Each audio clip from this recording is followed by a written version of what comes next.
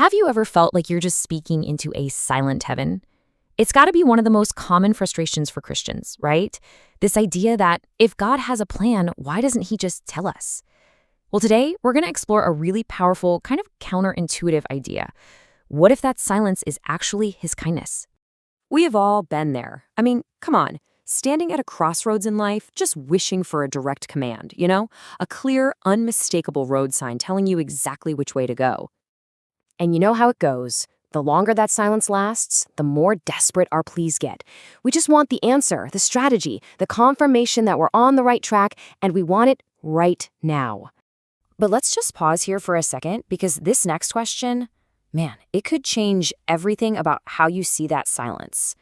What if the very thing that feels like neglect, like distance, is actually a form of divine protection and love? Look, let's be honest. We live in a world of instant gratification. We want immediate answers. We want clear timelines for everything.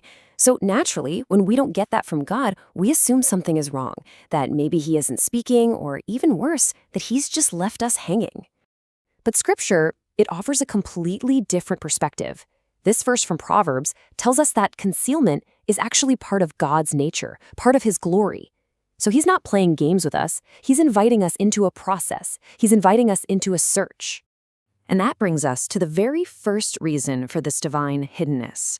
See, it's not just about getting information. It's about transformation. God is using the silence to form you. We have to remember, hearing from God has never been a cheap or casual thing.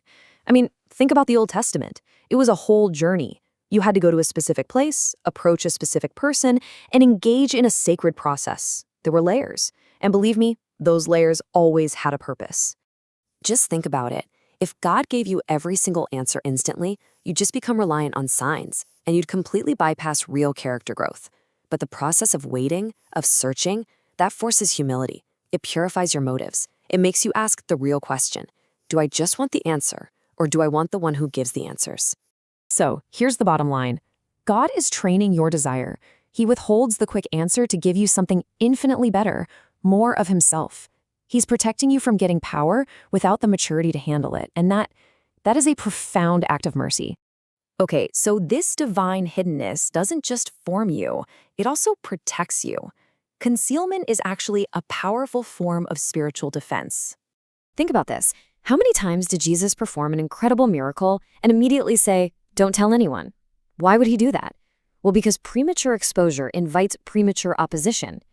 He knew that revealing everything all at once could totally jeopardize the timing and purpose of his mission. And guess what? He operates the same way with us. He conceals his plans to shield them from opposition and to protect his perfect timing. I mean, the enemy can't attack a plan he doesn't even know exists. So God hides his greatest strategies not from you, but for you, sealed deep in your relationship with him. You have got to get this.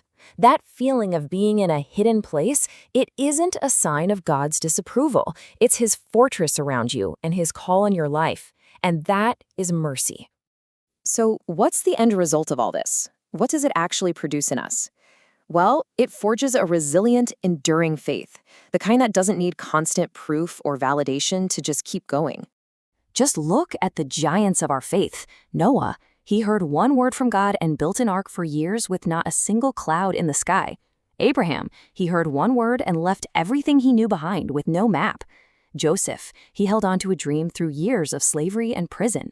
They weren't getting daily signs. They were sustained by something so much deeper. And this is what sustained them. It's this idea of a hidden revelation. It's that one word you receive in the secret place with God that becomes an anchor for your soul. It's what gives you the strength to stand firm when everything in the visible world seems to scream the opposite. See, this is the goal. This is the whole end game. God isn't interested in creating people who just react to the latest sign. He is patiently, mercifully, forging mature sons and daughters who have the spiritual backbone to endure through any season of silence and contradiction. Okay, so knowing all this, how should we respond when heaven feels quiet? What's our part to play in this whole divine process? Here's your guide. First things first, don't panic. His silence is not rejection. Instead, press in. Use this time to purify your motives. Really ask yourself, are you seeking a gift or are you seeking the giver? Then align your will with his character as you see it in Scripture. Study the Word. And most importantly, shift your goal. Stop seeking just information and start seeking intimacy. Because when you understand this, your whole perspective just shifts. The concealment isn't meant to push you away. It's actually designed to draw you closer. It's a process of refinement, stripping away all the other things we depend on until only he remains. And that truly is mercy. So the next time you feel that silence, maybe the question isn't, God, where are you? But God, what are you forming in me? He's not withholding an answer from you. He's offering you an invitation to go deeper, beyond all the noise and the constant need for signs, into a relationship so real and so deep that it can sustain you through anything.